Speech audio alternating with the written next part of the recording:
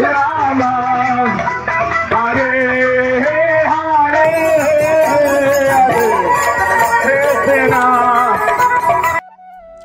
হরে কৃষ্ণ। আজকের আমাদের ডেস্টিনেশন হচ্ছে নবদ্বীপ মায়াপুর। নদিয়া মানেই ঐতিহ্যের জেলা। কলিযুগে পতিত পাবন ভগবান শ্রী গৌরাঙ্গ মহাপ্রভুর জন্মস্থান। একবার মায়াপুরে এসে দেখুন না, আপনি মায়াতে জড়িয়ে যাবেন। আসুন জেনে নিই তাহলে মায়াপুর কিভাবে যাবেন, মায়াপুরে কোথায় থাকবেন এবং মায়াপুরে কোথায় কি খাবেন, রুম বুকিংই বা কিভাবে করবেন, পুরো ডিটেলস শেয়ার করলাম। সব কিছু জানার জন্য আজকের এই ভিডিওটি না স্কিপ করে শেষ অবধি দেখতে থাকুন। আর কৃষ্ণভক্ত সেবা সমিতি চ্যানেলে যারা নতুন আছেন তারা অবশ্যই প্রথমে চ্যানেলটি সাবস্ক্রাইব করে নিন। মায়াপুর ভ্রমণের সম্পূর্ণ তথ্য জানার জন্যই এই ভিডিওটি। মায়াপুর যাওয়ার সবথেকে সহজ সরল উপায় হলো, আপনি যদি কলকাতা থেকে যান তাহলে আপনি হাওড়া স্টেশন থেকে কাটোয়া লোকাল ধরে নবদ্বীপ স্টেশনে নামতে হবে। আর আপনি যদি শিয়ালদা থেকে যান তাহলে আপনি কৃষ্ণনগর লোকাল ধরে কৃষ্ণনগর স্টেশনে আপনাকে নামতে হবে। আর আপনি যদি আসানসোল বা দুর্গাপুর থেকে যান তাহলে আপনি ডাইরেক্ট এসবিএসটিসি বাসে যাওয়ার অনেক সুবিধা আছে। আর এসবিএসটিসির যে টাইম স্ক্রিনে আমি দিয়ে দিলাম। আর তাছাড়া আপনি ট্রেন পথেও যেতে পারেন। আসানসোল থেকে বর্ধমান লোকাল ধরে বর্ধমানে নামবেন, তারপর বর্ধমান থেকে আপনি কাটোয়া লোকাল ধরে নবদ্বীপ ধাম স্টেশনে নেমে যাবেন। নবদ্বীপ ধাম থেকে টোটো করে আপনারা ঘাটে চলে আসবেন এবং ঘাটে এসে 10 টাকা টিকিটে চেপে পড়ুন লঞ্চে। এখানে ভাগীরথী ও জলঙ্গি নদীর মোহনা, দুই নদীর রং দুই রকম। ভাগীরথীর জল হচ্ছে ঘোলাটে সবুজ এবং জলাঙ্গির জল হচ্ছে ঘন নীল। লঞ্চ থেকে নেমে টোটো করে আমরা চলে এলাম মায়াপুর ধামে। মায়াপুর ঢুকতেই আপনারা দেখতে পাবেন নবনির্মিত ইস্কন মন্দির। মায়াপুর এলে আপনারা অবশ্যই ইস্কন মন্দিরের যে কোনো ভবনে থাকবেন, বাইরের কোনো হোটেলে না থাকাই ভালো। মায়াপুরে আসার আগেই অনলাইনে আপনারা গীতা ভবন, গতা ভবন, ভামসি ভবন যে কোনো ভবনে আপনারা বুক করে নেবেন। অনলাইনে বুক করার জন্য আপনারা সরাসরি মায়াপুরের অফিসিয়াল সাইট যেটা www.visit.mayapur.com এ অনলাইনে বুক করতে পারেন। তাছাড়া যে গীতা ভবন, ভামসি ভবন, নামহট্ট ভবন, প্রতিটা নম্বর, ল্যান্ডলাইন নাম্বার, মোবাইল নাম্বার সবই স্ক্রিনে দেওয়া হলো। আসুন দেখে নিন আমরা কোথায় স্টে করেছিলাম। আমরা স্টে করেছিলাম নামহট্ট ভবনে। এখানে রুমগুলো দেখুন, এই রুমগুলো 4টি বেড বিশিষ্ট এবং উইথ অ্যাটাচ বাথ। এখানে এই রুমটির মূল্য হচ্ছে 600 টাকা। এই 600 টাকার মধ্যে এখানের রুম এবং বাথরুমগুলো খুবই সুন্দর, আপনারা দেখুন।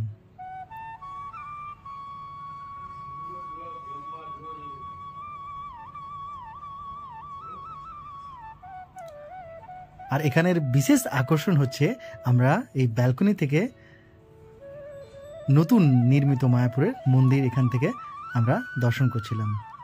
কি অভূতপূর্ব সৌন্দর্য, আপনারা দর্শন করুন।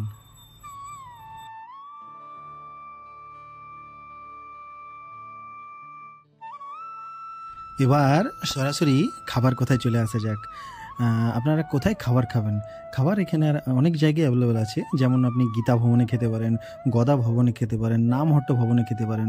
ঠিক আছে, যেখানে খাবেন অতি অবশ্যই আগে টোকেন কেটে নেবেন।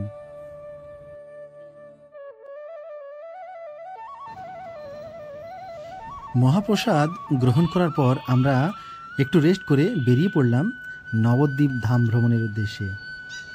এখানে আমরা প্রথমত একটা টোটো বুক করলাম। টোটো বুক করার পরেই আমরা বেরিয়ে পড়লাম। টোটোটাতে 300 টাকা নিয়েছিল, 300 টাকাই বলেছে সব জায়গায় ঘুরিয়ে দেবে। প্রথমে আমরা যেটা দর্শন করলাম সেটা হচ্ছে সোনার গৌরাঙ্গ মন্দির, যেখানে মহাপ্রভুর উপনয়ন হয়েছিল, যার ঢোকার মূল্য ছিল 5 টাকা। তারপর আমরা চলে এলাম গৌরাঙ্গ মহাপ্রভুর শ্বশুরবাড়ি। এই মন্দিরের নাম সোনার গৌরাঙ্গ মন্দির, কিন্তু আপনারা ভুল করেও ভাববেন না যে এখানে কোনো সোনার কোনো মূর্তি বা সোনার কোনো বিগ্রহ আছে গৌরাঙ্গদেবের।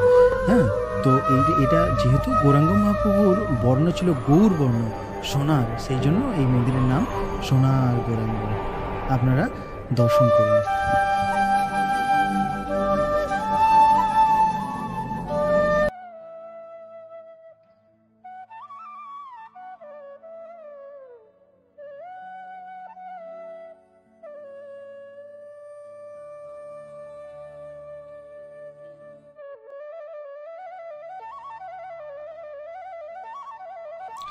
তারপর আমরা চলে এলাম গৌরাঙ্গ মহাপ্রভুর শ্বশুরবাড়ি অর্থাৎ ধামেশ্বর।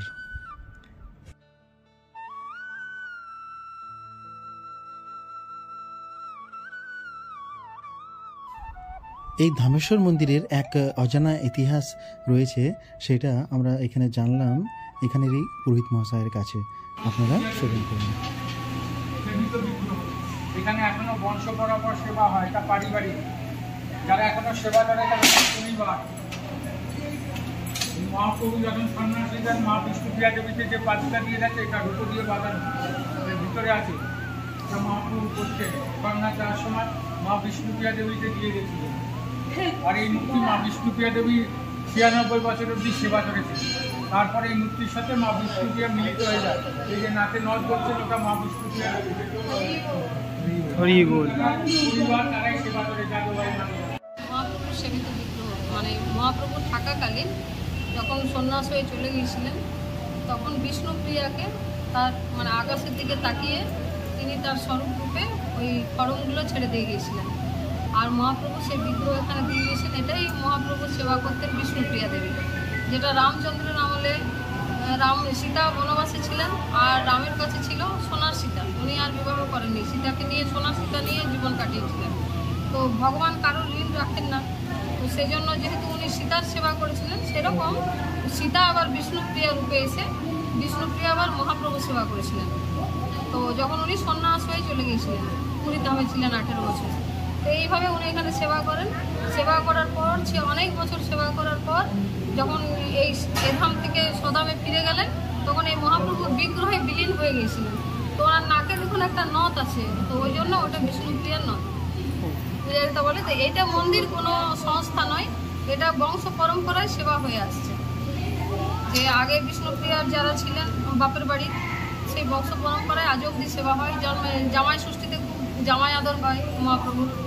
তো খুব সুন্দর দর্শন আর খুব সুন্দর সেবা পূজা হয়। আর আমরা যে মহাপ্রভু থাকাকালীন মুষ্টিমেয় ২-৩টে বিগ্রহ আছে, তার মধ্যে উনি একটা। আর একটা কাটোয়ায় আছে, ঝলক দর্শন দেন। তো গৌরনীতায় বৃন্দাবনে আছে, লুইবাজারে গৌরনীতায় পিসিমার গৌরনীতায়। তো সেরকম তার মধ্যে ইনি উত্তম।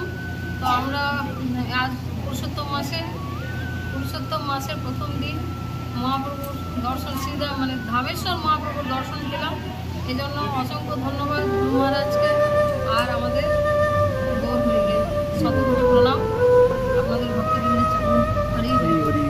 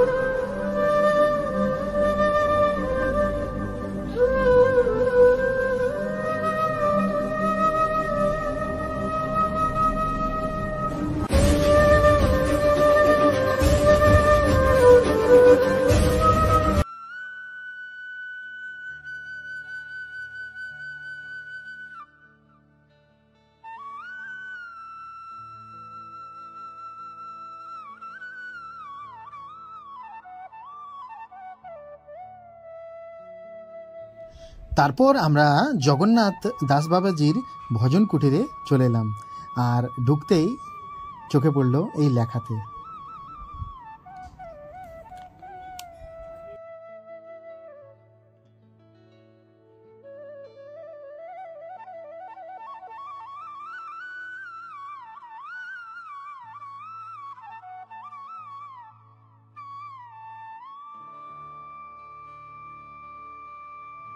এই সেই কলিকদম্ব বৃক্ষতলে সিদ্ধ ছিল জগন্নাথ দাস বাবাজি মহারাজের ভজন কুটির, এবং ভজনের প্রভাবে যে বৃক্ষে হরে কৃষ্ণ নাম অঙ্কিত হয়েছিল। তারপর আমরা চলে এলাম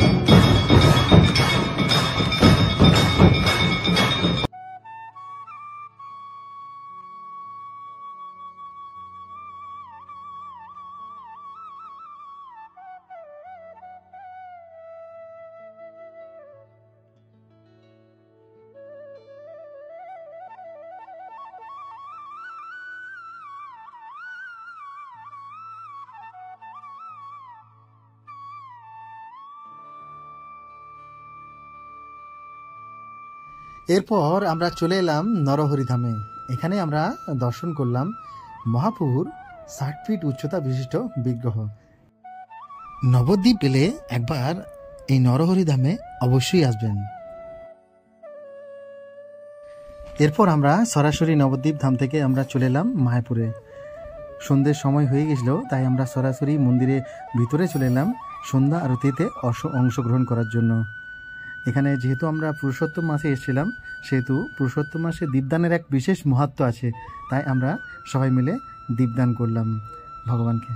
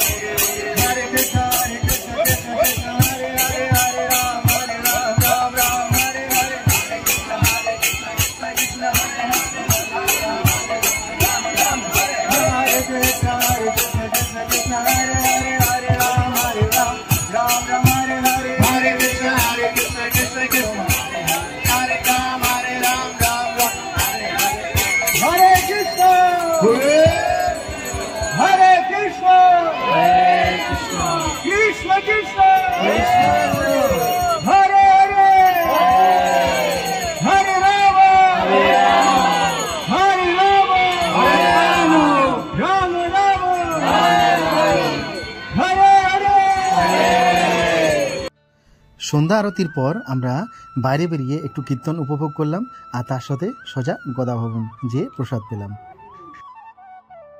সময় তখন ঘড়ি কাটায় ভোর 4টে। আমরা বেরিয়ে পড়লাম মঙ্গল আরতি দর্শনের জন্য। আপনারা দর্শন করুন।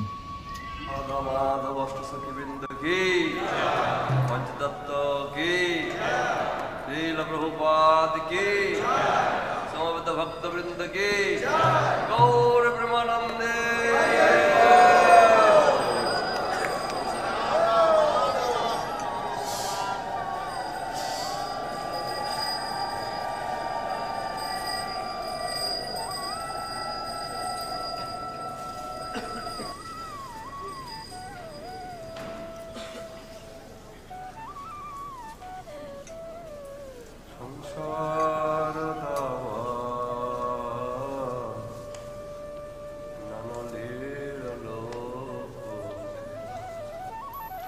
Rana